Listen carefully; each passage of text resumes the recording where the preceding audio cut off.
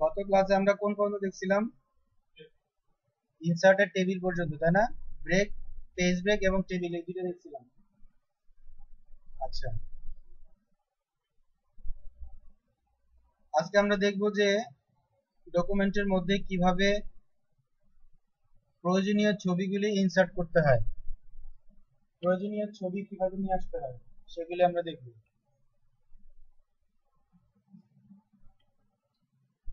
কাজ করতে গেলে আমাদের অনেক সময় অনেক ধরনের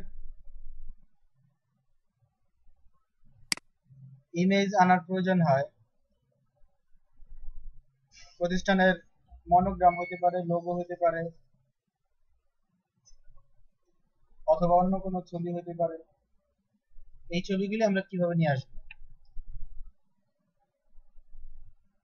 দেখেন এখানে লেখা আছে পিকচার, এখানে ক্লিক করবেন। পিকচারে গেলে আমাদের সামনে আমাদের কম্পিউটারের যেই লোকেশন গুলো আছে সেগুলো আমাদের সামনে আসবে। এখান থেকে আমাদের দেখতে হবে যে কোন জায়গায় ইমেজ আছে, কোন জায়গায় ইমেজ আছে সেই ইমেজটা আমাদের সিলেক্ট করতে হবে। ঠিক আছে, যেমন এখান থেকে আমি যদি এই ইমেজটাকে নিয়ে আসতে চাই তাহলে এটা সিলেক্ট করে ইনসার্ট করতে হবে, তখন এটা আমাদের ডকুমেন্টের মধ্যে চলে আসবে। ঠিক আছে, ডকুমেন্টের মধ্যে যখন কোনো ইমেজ আনা হয় তখন ওই ইমেজটা, পিকচারটা লক অবস্থায় থাকে। কিভাবে বুঝবো লক অবস্থায় থাকে? আপনি যদি এটাকে ধরে কোনো লেখার উপর ছেড়ে দেন তাহলে সেই লেখাটাকে ভেঙে ফেলবে, অর্থাৎ নিজের জায়গা দখল করবে, তাই না?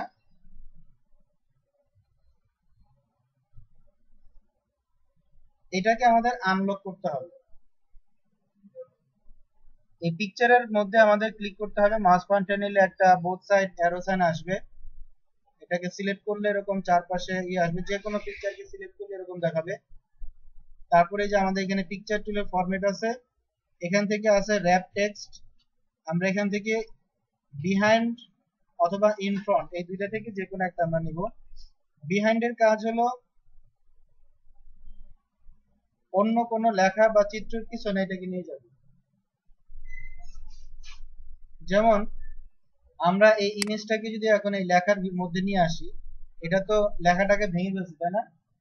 কিন্তু আমরা চাচ্ছি এটা লেখার পিছনে থাকবে, তখন আমাদের এখান থেকে র‍্যাপ টেক্সট থেকে বিহাইন্ড করলে এটা আমাদের লেখার পিছনে চলে যাবে এবং এটা তখন ফ্রি স্টাইলে ঘুরবে। দেখেন ফ্রি স্টাইল ঘুরতেছে না? যেখানে ইচ্ছা সেখানে আমরা এটাকে দিতে পারবো।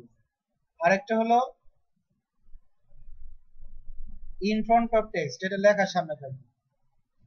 ঠিক আছে, এখানে আরেকটা আছে, সেটা হলো edit wrap point. Edit wrap point, এখানে আপনি এইভাবে ক্লিক করে ধরে এটাকে আপনি এটা চেঞ্জ করতে পারেন। যেমন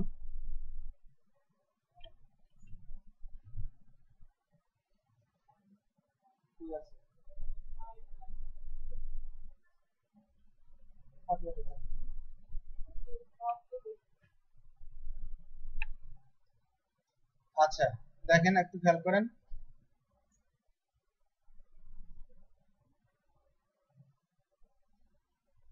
আমরা এটাকে বিহাইন্ড টেক্সট করে দিলাম, অথবা মনে করেন এটাকে আমরা আগে যে অবস্থায় ছিল সেই অবস্থাতে নিয়ে যাই, আন্ডু করে লক অবস্থায় নিয়ে গেলাম। অনেক সময় আমাদের ইমেজটা লেখার মাঝখানে থাকে আর ইমেজের চারপাশ দিয়ে লেখাগুলো হয়, এরকম কাজ প্রয়োজন হয় না?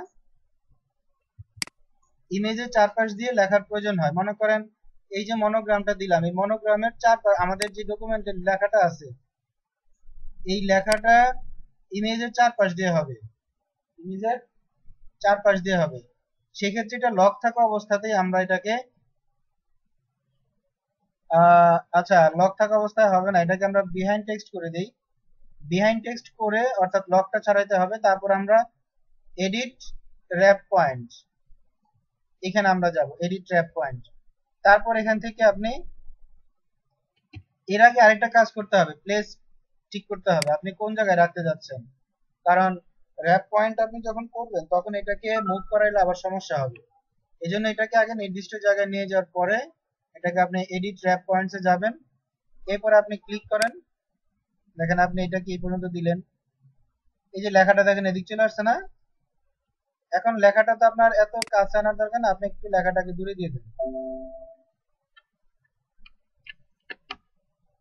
লেখাটাকে আরেকটু দূরে দিয়ে দেন। এখান থেকে একটু ভিতরে চাপা দেন।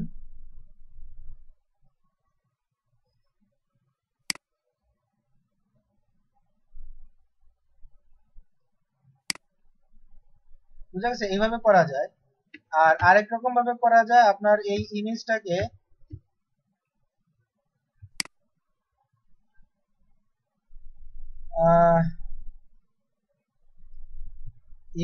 আপনার আনগ্রুপ করে ফেলতে হবে।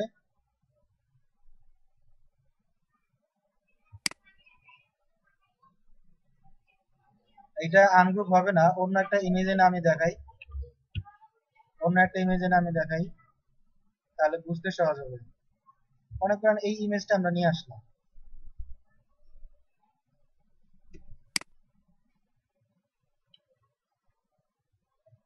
দেখি এটা দিয়ে হয় কিনা।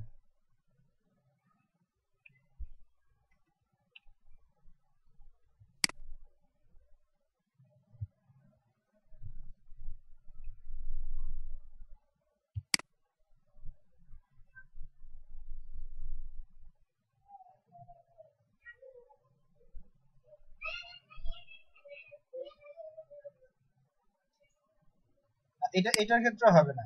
এইটা কাজ করে এডিট র‍্যাপ টেক্সটটা মূলত র‍্যাপ পয়েন্টটা মূলত কাজ করে আপনার ক্লিপারের ক্ষেত্রে, পরের কমান্ড এটা বিস্তারিত আসবে। কিন্তু ইমেজের ক্ষেত্রে এটা ঠিকমতো কাজ করবে না। ইমেজের ক্ষেত্রে শুধুমাত্র ইন ফ্রন্ট এবং বিহাইন্ড এই বিষয়টাই আমরা করতে পারবো ইমেজের ক্ষেত্রে। হ্যাঁ, ঠিক আছে। আচ্ছা, আমার বিষয়টা কি বুঝতেছেন? এখানে অপশন আছে ঠিকই, কিন্তু আপনি এখানে এটাকে কাজ করতে পারবেন না। এই অবস্থায় এটাকে আপনি ব্যবহার করতে পারবেন, ক্লিপ আর্টের ক্ষেত্রে।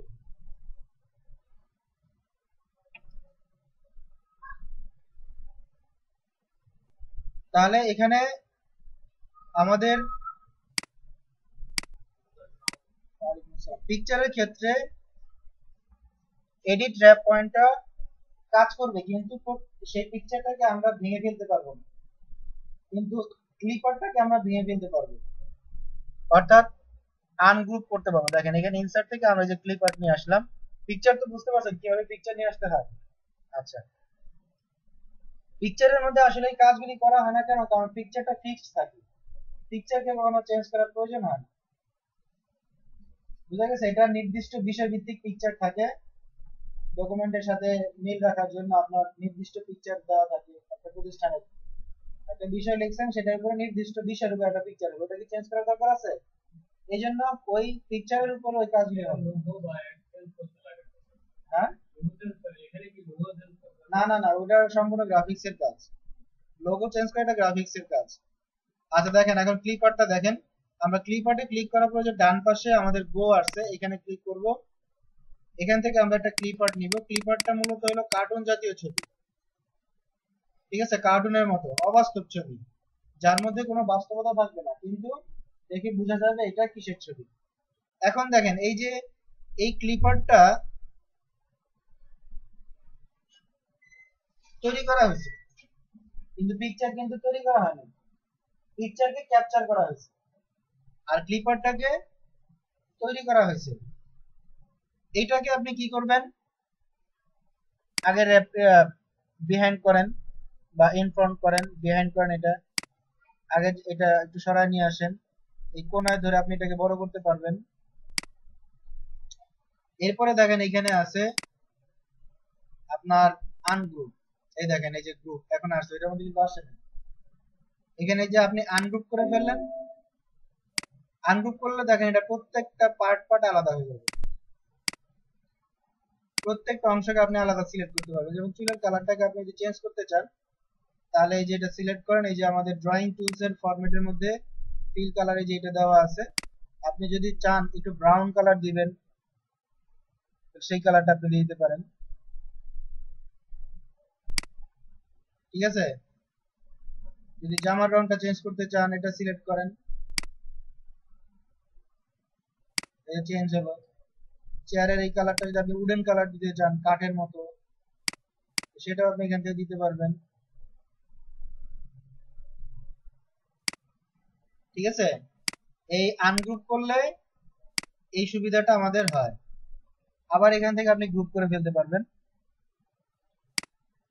আচ্ছা, এখন দেখেন এই র‍্যাপ টেক্সটে যে আপনি যদি এডিট ট্র্যাপ পয়েন্টে যান, এই দেখেন এটা পুরোটাই কিন্তু পার্ট টু পার্ট ধরে ফেলছে। আগেরটা কিন্তু এরকম হয় না। ঠিক আছে, এখন লেখাগুলিকে, যেটা আমি বলতে চাচ্ছিলাম, যে লেখাগুলিকে যদি আমরা কাছে নিয়ে আসতে চাই, তাহলে এই পয়েন্টগুলিকে আমাদের একটু চাপা দিতে হবে। দেখেন লেখা কাছে চলে আসবে।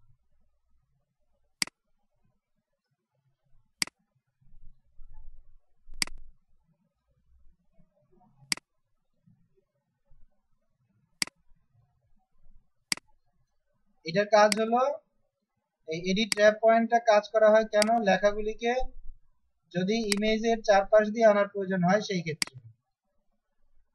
বুঝা গেছে?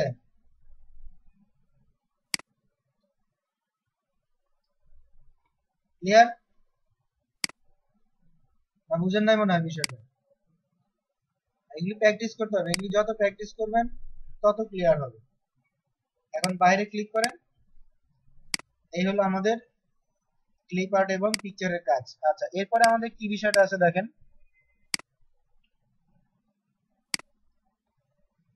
শেপ দিয়ে কাজ করা, অটো শেপ। প্রয়োজনীয় একটা ডিজাইন আপনি তৈরি করুন বিভিন্ন শেপ ব্যবহার করে।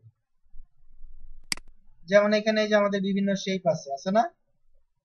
এই শেপগুলি ব্যবহার করে বিভিন্ন ধরনের চিত্র আপনি তৈরি করতে পারবেন। যেমন আমি এখান থেকে আপনাকে একটা চিত্র তৈরি করে দেখাই।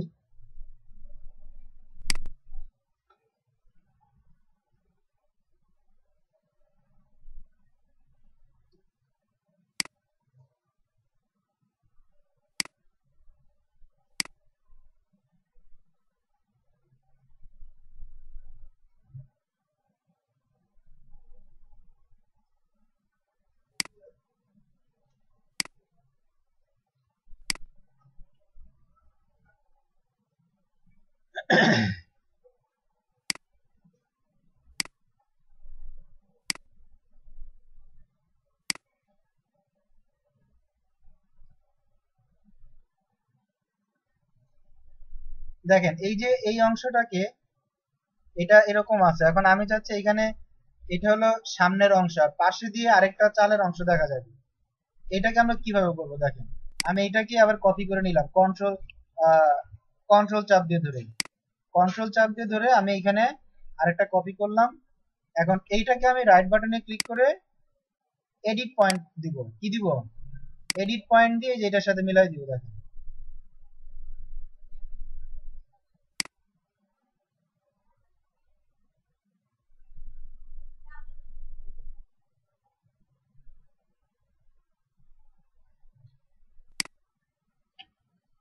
হ্যালো, বুঝতে পারছেন? আবার যদি আপনি যদি কোনো দরজা দিতে চান, আচ্ছা এখানে দেখেন এই অংশটাকে যদি আপনি একটু কোণা করে দিতে চান, যেহেতু পাশের দেয়াল এটা, এটাকে আপনার একটু এডিট করতে হবে।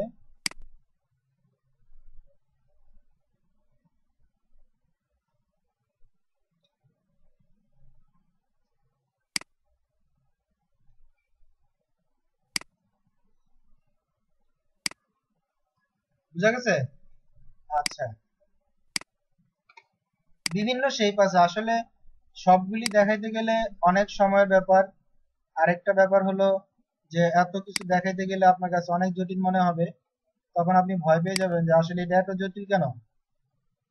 এই জন্য আমি খুব সহজেই একটা ডিজাইন আপনাকে আমি দেখাই দিতেছি। পরবর্তীতে আপনি বিভিন্ন শেপ ব্যবহার করে একটা ডিজাইন তৈরি করবেন।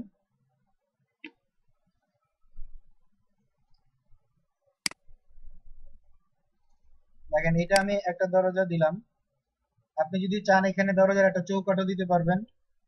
দেখেন আমি আগে চৌকাঠটা দেখাই দিই, সেটা কিভাবে দেওয়া সম্ভব।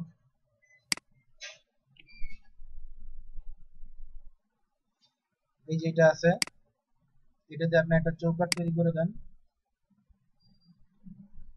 ঠিক আছে। এই যে হলুদ যে চিহ্নগুলো আছে, দেখেন কিছু কিছু শেপের মধ্যে আপনি হলুদ একটা চিহ্ন পাবেন। এটার কাজ হলো কি, শেপটাকে রিশেপ করা, অর্থাৎ কিছুটা পরিবর্তন করা যায়, ঠিক আছে। আচ্ছা, এটা হলো কি আমাদের একটা চৌকাঠ। এখন এইখানে আমি দরজাটাকে বসাই দিব, দেখেন এখানে সিলেক্ট করেন।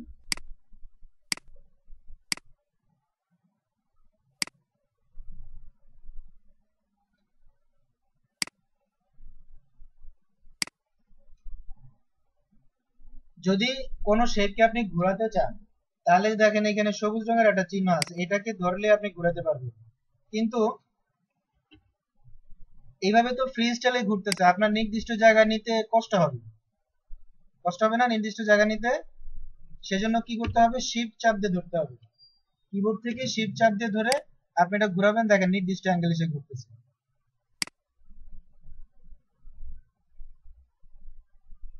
আপনি বুঝতেছেন না মনে হয়, বুঝতেছেন? আচ্ছা ফাইন। এখন সেম এইটাকে আমি আবার কপি করব, কন্ট্রোল শিফট ধরে, কন্ট্রোল শিফট ধরে কপি করে এটাকে আবার আমি রোটেশন করাই দিব। এই যে দরজা হয়ে গেল। যদি আরেকটু চাপায় দেওয়া দরকার একটু চাপায় দেন। একটা দরজা যদি একটু বেশি খোলা রাখতে চান, একটু বেশি খোলা রাখবেন একটা পা, ঠিক আছে। আর একটা পা যদি আপনি বন্ধ করে রাখতে চান, সেটাও করে দিতে পারবেন, যে পাটটা বন্ধ থাকবে টোটালি। তাহলে এটাকে সমান করে দেন, এই যে এখানে সমান করে দেন, ব্যাস, ঠিক আছে। আবার দেখেন এটাকে যদি আপনি আরেকটু বড় করে দেন, তাহলে মনে হবে দরজাটা অল্প ফাঁকা।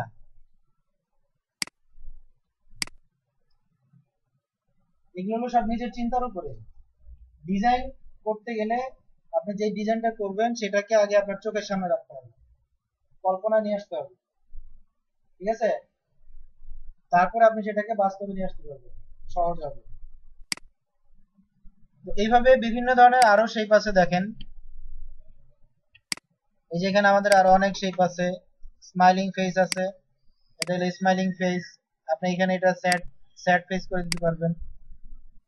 এগুলো কালার কালার করা যায় আবার। কালারের বিষয়টা আমি দেখাচ্ছি। এখানে আবার দেখেন আমাদের, আমরা এখানে একটা চাঁদও তৈরি করতে পারবো। চাঁদের অংশটা কোথায়, এই যে সূর্য এবং চাঁদ পাশাপাশি, এটা হলো সূর্য, দিলেন ছোট করে, এটা হলো চাঁদ।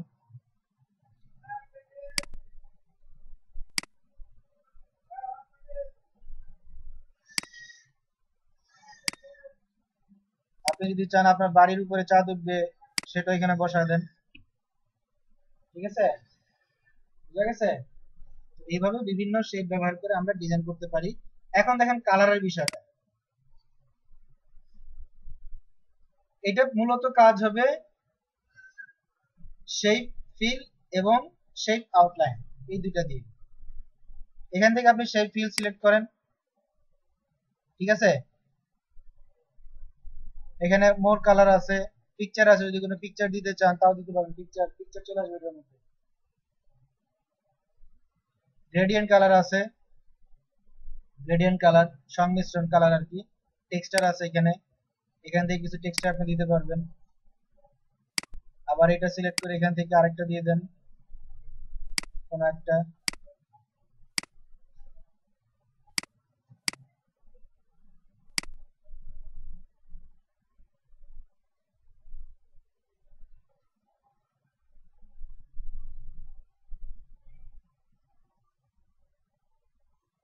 ঠিক আছে। এইভাবে আমরা ই করে দিতে পারি। আপনি আবার যদি মনে করেন যে এই যে দরজার এখানে আপনি একটা কড়া লাগাই দিবেন, আমাদের আঞ্চলিক ভাষায় কয়রা বলে, তালা লাগানোর যে জায়গাটা আর কি, এটাকে কি বলে, কয়রা বলে বা কেউ কড়া বলে। যদি এরকম কিছু দিতে চান তাহলে এটা সিলেক্ট করে আপনাকে একটা ইলিপস নিতে হবে, ইলিপস বা ওভেল নিয়ে এখানে বসাই দিবেন। বাহির দিকে দিয়ে দেন এটা, বা এইভাবেও রাখতে পারেন। এই যে আউটলাইনটা এখান থেকে চিকন করে দিবেন, এই হয়ে গেল। আর এটাকে কন্ট্রোল শিফট ধরে এখানে আরেকটা বসাবেন। হলো? বুঝা গেছে? যদি আপনি এটাকে একটা কালার করতে চান, মনে করেন এটাকে আপনি একটু কালার করে দিবেন, কি কালার দিবেন, ব্ল্যাক কালার করে দেন, হয়ে গেল। ক্লিয়ার? এইভাবে আমরা বিভিন্ন ডিজাইন করতে পারি। আজকে আমাদের আলোচনার লাস্ট যে বিষয় সেটা হলো ওয়ার্ড আর্ট, লেখাকে চিত্রের মাধ্যমে প্রকাশ করা। আমরা ওয়ার্ড আর্টে যে প্রথমটা সিলেক্ট করলাম, আবার দেখেন ইনসার্টে গেলাম, এই যে ওয়ার্ড আর্ট অনেক ধরনের আছে, আমরা এখান থেকে প্রথমটা সিলেক্ট করব, পরে যা করার করব। এখানে আমরা লিখে দেই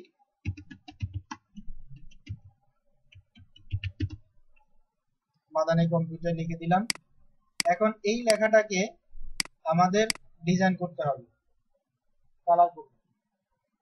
এটা বাউন্ডারিতে ক্লিক করবেন, ভিতরে কার্সরটা রাখা যাবে না, এই যে কার্সরটা যে নড়াচড়া করতেছে না, এটাকে ভিতরে রাখা যাবে না। ভিতরে রাখলে প্রত্যেকটা ওয়ার্ড আলাদা আলাদা কালার হবে। বাউন্ডারিতে ক্লিক করলে পুরোটা হবে। সিলেক্ট করেন, করে আপনি এখানে যে ওয়ার্ড আর্ট স্টাইল আছে এখানে চলে যাবেন। ওয়ার্ড আর্ট স্টাইল, তার আগে আমি এখান থেকে আপনাকে এই যে এখান থেকে এটাকে আগে একটু দেখাই দিই। এখানে দেখেন কিছু স্টাইল দেওয়া আছে, যেমন আপনি এটা যদি দিতে চান এটা সিলেক্ট করেন, করে দিলেই দেখবেন যে ওই কালারটা আপনার সামনে চলে আসবে। এই লেখাটাকে একটু বড় করে দেন, অর্থাৎ ফন্ট সাইজটা বড় করে দিলাম। ঠিক আছে? হলো? আচ্ছা, এটাকে আবার আপনি সিলেক্ট করে কন্ট্রোল চাপ দিয়ে ধরে সেকেন্ড ব্র্যাকেট, কন্ট্রোল চাপ দিয়ে ধরে সেকেন্ড ব্র্যাকেট। আবার আমরা যে ফন্ট সাইজ দেখছি সেখান থেকে করা যাবে। আচ্ছা, আবার এখান থেকে আরেকটা চেঞ্জ করে দেন, অন্য আরেকটা দেন, দেখেন এটা আমাদের একটু শেড চলে আসছে, তাই না? আচ্ছা, আবার কন্ট্রোল ধরে লেফট সেকেন্ড ব্র্যাকেট দিলে এটা সাইজে ছোট হবে।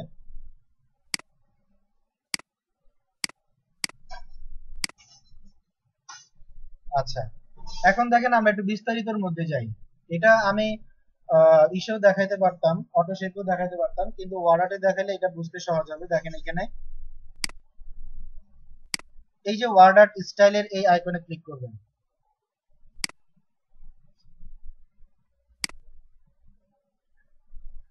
এখানে আছে টেক্সট ফিল মানে লেখার colour, solid colour, gradient colour, solid colour, gradient colour. Gradient কালারে মিশ্রিত রং থাকে, মিশ্রিত কালার থাকবে গ্রেডিয়েন্টের মধ্যে। কি থাকবে? মিশ্রিত কালার থাকবে গ্রেডিয়েন্টের মধ্যে। কি থাকবে? কি থাকবে গ্রেডিয়েন্টে? আপনার মনোযোগ অন্যদিকে চলে গেছে। গ্রেডিয়েন্টের মধ্যে মিশ্রিত রং থাকবে। আর যদি সলিড কালারে যান তাহলে এখান থেকে আপনি নির্দিষ্ট একটা কালার দিতে পারবেন। ঠিক আছে? গ্রেডিয়েন্টে গেলে কিছু কাজ বাড়তি হবে। আপনি এখান থেকে যেমন এটা সিলেক্ট করছেন, এখানে দেখেন এই যে প্রত্যেকটা কালারের আলাদা আলাদা ট্যাব দেওয়া আছে। প্রত্যেকটা কালারের কি আছে? আলাদা আলাদা ট্যাব দেওয়া আছে। আপনি যদি কালার চেঞ্জ করতে চান, প্রথম ট্যাবে ক্লিক করেন, কালার এই যে এটা আছে, লাল দিয়ে দেন। তারপর এটাতে ক্লিক করেন, এটা দেওয়া আছে, এখানে আরেকটা কালার দিয়ে দেন। এই দেখেন কালার কিন্তু চেঞ্জ হইতেছে।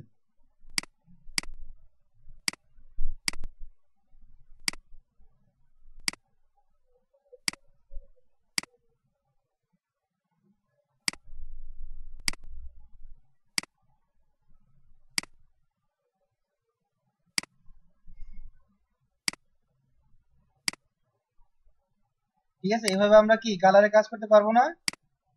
যদি কোনো কালার আপনি রাখতে না চান, কোন কালারটা রাখবেন না সেটা সিলেক্ট করে যে এখানে আপনার রিমুভ আছে এটা উঠায় দেন, চলে যাবে।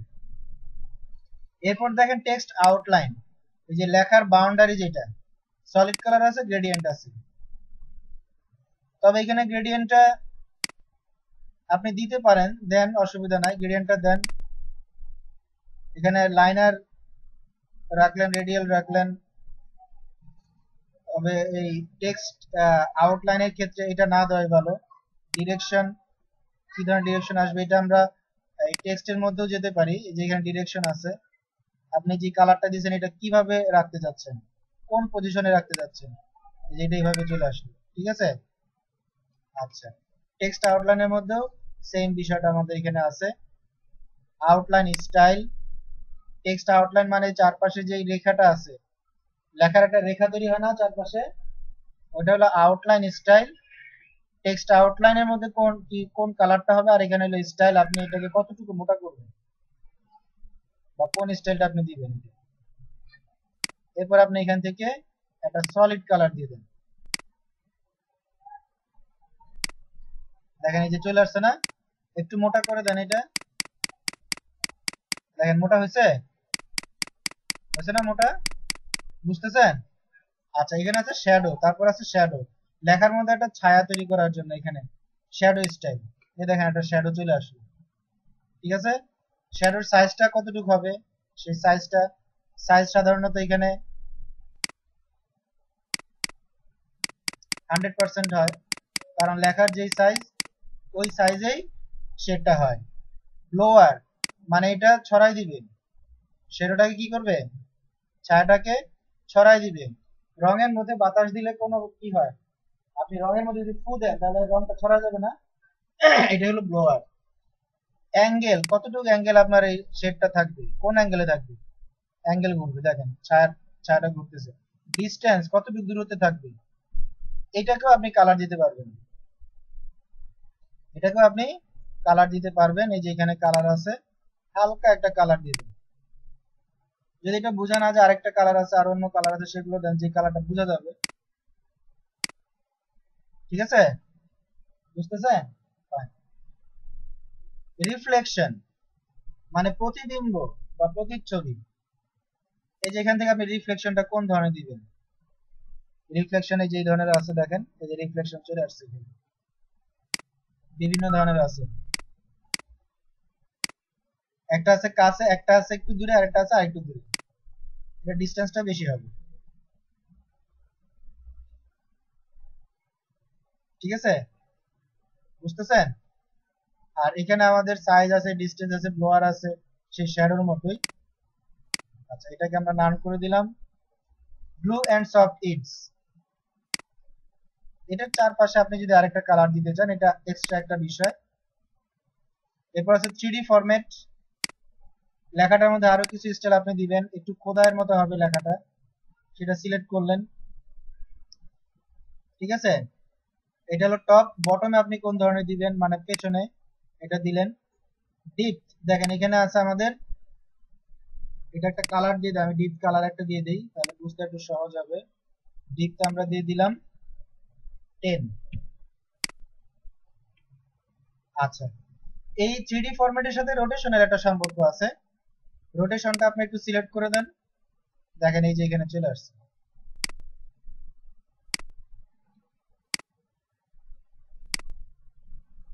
বুঝা গেছে? আউটলাইন স্টাইলটা আমরা এখান থেকে উঠাই দিই, এটা স্টাইল দরকার নাই, নো আউটলাইন।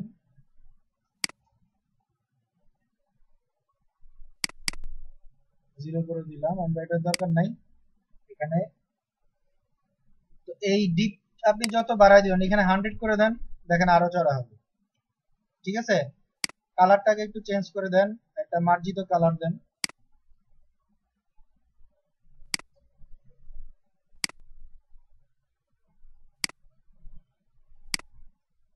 কালারটা দিলেন, এখানে যে আরেকটা কালার দেখা যাচ্ছে সেটা হলো এটা, এই কালারটা আমরা দিতে পারি। আচ্ছা, এখন দেখেন 3D রোটেশনের মধ্যে 3D রোটেশনের মধ্যে এই লেখাটাকে ঘোরানো যাবে, এই দেখেন আপনার যেদিকে প্রয়োজন লেখাটাকে সেদিকেই ঘোরাতে পারবেন, যেদিক থেকে রাখলে আপনার ভালো লাগবে লেখাটাকে ঠিক সেই দিকেই রাখবেন। ঠিক আছে, বুঝতে পারছেন? এই কাজগুলো আমরা অটো শেপেও করতে পারবো, অটো শেপের মধ্যেও কাজগুলো করা যাবে। তাহলে আজকে এই পর্যন্তই, এগুলো খুব ভালো